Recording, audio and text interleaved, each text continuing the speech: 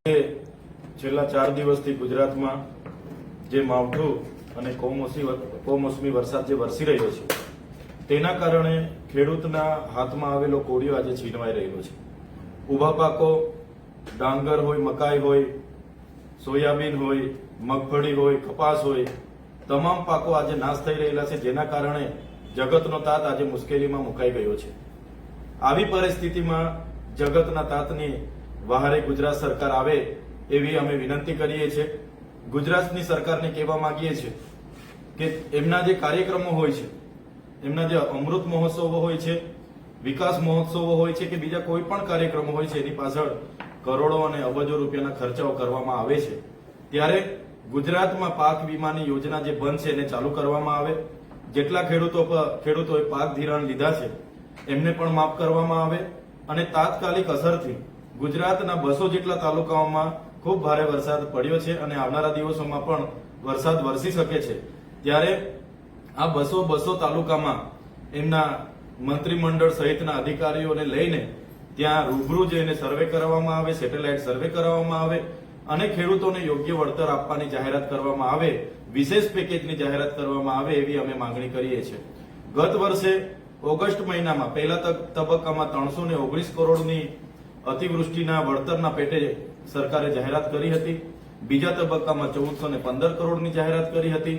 પરંતુ જે પણ ખેડૂતોએ નુકસાનીના ફોર્મ ભર્યા હતા, જેમને ખરેખર ખૂબ નુકસાન થયું હતું, તેમને વળતર આજ દિન સુધી મળ્યું નથી અને આ 1769 કરોડની જાહેરાત બાદ પણ અમલીકરણ થયું નથી અને ખેડૂતોને 500 કરોડ રૂપિયાનું પણ ચૂકવણું થયું નથી.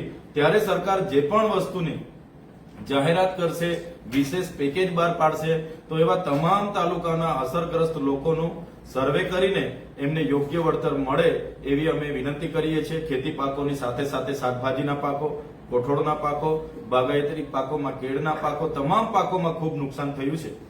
આ મુશ્કેલીમાં આવી પડેલા જગતના તાતને સરકાર બહારે આવે એવી અમે વિનંતી કરીએ છીએ. સાથે સાથે ગુજરાતમાં જે માર્કેટ યાર્ડો બંધ છે, એપીએમસીઓ બંધ છે, ત્યાંના પદાધિકારીઓના કમાવાના સાધનો બની ગયા છે. એ એપીએમસીઓમાં ટેકાના ભાવે તાત્કાલિક અસરથી કાચા માલની ખરીદી કરવામાં આવે એવી અમે માંગ કરીએ છીએ. સરકારે ડિસેમ્બર મહિનામાં ખરીદી કરવાની જાહેરાત કરી છે, પરંતુ હમણાં જે પાક નીકળે છે, મકાઈ, મગફળી, એવા પાકો માટે જ્યારે વેપારી બજારમાં ખેડૂત લઈને જાય છે ત્યારે જગતના તાતનું શોષણ થાય છે. વેપારીઓ આજે સરકારે 2100 રૂપિયા મકાઈની જાહેરાતો કરી છે કે ભાઈ અમે 2100 રૂપિયા ટેકાના ભાવે મકાઈ ખરીદીશું, અમે 1622 રૂપિયા કપાસ ખરીદીશું. પણ આજે મકાઈ જયારે ખેડૂત લઈને માર્કેટમાં જાય છે, ત્યાંના વેપારીઓ 1700-1800 રૂપિયા માત્ર ચૂકવીને ખેડૂતો સાથે અન્યાય કરે છે. કપાસ લઈને જાય છે ત્યારે 1200-1250 રૂપિયા ચૂકવીને અન્યાય કરે છે.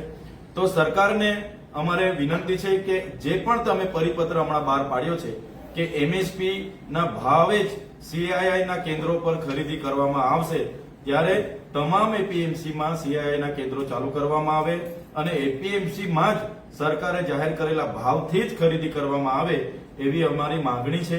અને અમે આવનારા દિવસોમાં 31 ઓક્ટોબરના રોજ રાજકોટના જસદણ ખાતે સાયલાની બાજુમાં અમારી મહાપંચાયત ખેડૂતોની મળવાની છે. એમાં પણ અમે મોટી સંખ્યામાં ઉપસ્થિત રહેવાના છે.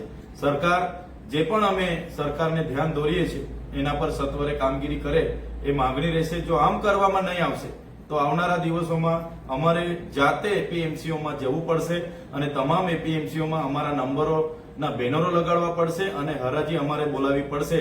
અને જે પણ વગર લાયસન્સે બહાર બજારોમાં ખરીદી કરે છે, હાટડીઓ ચાલે છે, એ હાટડીઓ આવનારા દિવસોમાં અમારે બંધ કરવાની ફરજ પડશે. સર, એવું જોવામાં આવે છે કે એપીએમસી દ્વારા જે ખાનગી વેપારીઓને લાયસન્સ આપવામાં આવે છે કાચા માલની ખરીદી કરવા માટે, તો એનાથી આ ખેડૂતોનું શોષણને વધારે ઉત્તેજન મળે છે, એવું ખરું?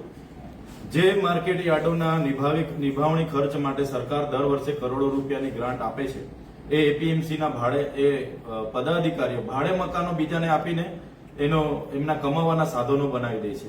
ત્યારે વેપારીઓ ગોડાઉન નથી મળતા, દુકાનો નથી મળતી એવી રજૂઆતો કરી અને બજારોમાં પોતાના ઘરે કે બહાર રોડ પર ઉતરીને વેપારીઓ ખરીદી કરે છે અને એમાં ખેડૂતોનું ખૂબ મોટું શોષણ થાય છે.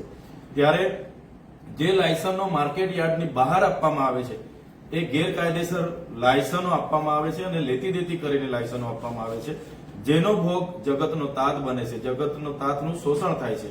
ત્યારે આવનારા દિવસોમાં અમારે અમારા સંગઠનના માધ્યમથી તમામ તાલુકાની એપીએમસી માર્કેટયાર્ડોમાં જઈને એને કાર્યરત કરવાનો અમારે બીડું લેવું પડશે અને અમારે જોવું પડશે એવું અમને લાગે છે. જગતના તાત સાથે આજે અમે ઉભા છે, આમ આદમી પાર્ટી ઉભી છે અને આવનારા દિવસોમાં અમારે ખુદ એપીએમસીમાં જવું પડશે તો અમે જઈશું. જે સરકારે ભાવો જાહેર કર્યા છે એ ખેડૂતોને મળવા જ જોઈએ, એ જ અમારો હેતુ છે. ચિત્તરબેન, નવા જે કૃષિ મંત્રી બદલાયા છે રાઘવજી પટેલ પછી નવા કૃષિ મંત્રી, તમને શું લાગે છે કે કંઈક કરી શકશે ખેડૂતોને લઈને? શું કહેશો?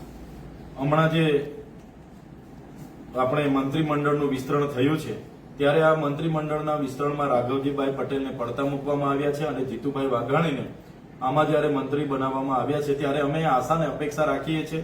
સાથે ગુજરાતના તમામ 54 લાખ ખેડૂતો અપેક્ષા લઈને બેઠા છે કે આ કમોસમી વરસાદના જે જગતના તાતનો હાથમાં આવેલો કોળિયો છીનવાઈ ગયો છે એના બદલામાં ખેડૂતોને યોગ્ય વળતર સરકાર વિશેષ પેકેજ જાહેર કરે એવી અમને અપેક્ષા છે. સાથે સાથે 30 અને 31 ઓક્ટોબરના રોજ નરેન્દ્રભાઈ મોદી દેશના વડાપ્રધાન પણ ગુજરાતના પ્રવાસે છે ત્યારે અમને વિશેષ અપેક્ષા છે કે વડાપ્રધાનના હસ્તે ખેડૂતોને વિશેષ મોટા પેકેજની જાહેરાત કરવામાં આવે અને એ પેકેજ ખેડૂતો સુધી પહોંચવું જોઈએ, નહીં કે જાહેરાત કર્યા પછી ખેડૂતોને નહીં મળે.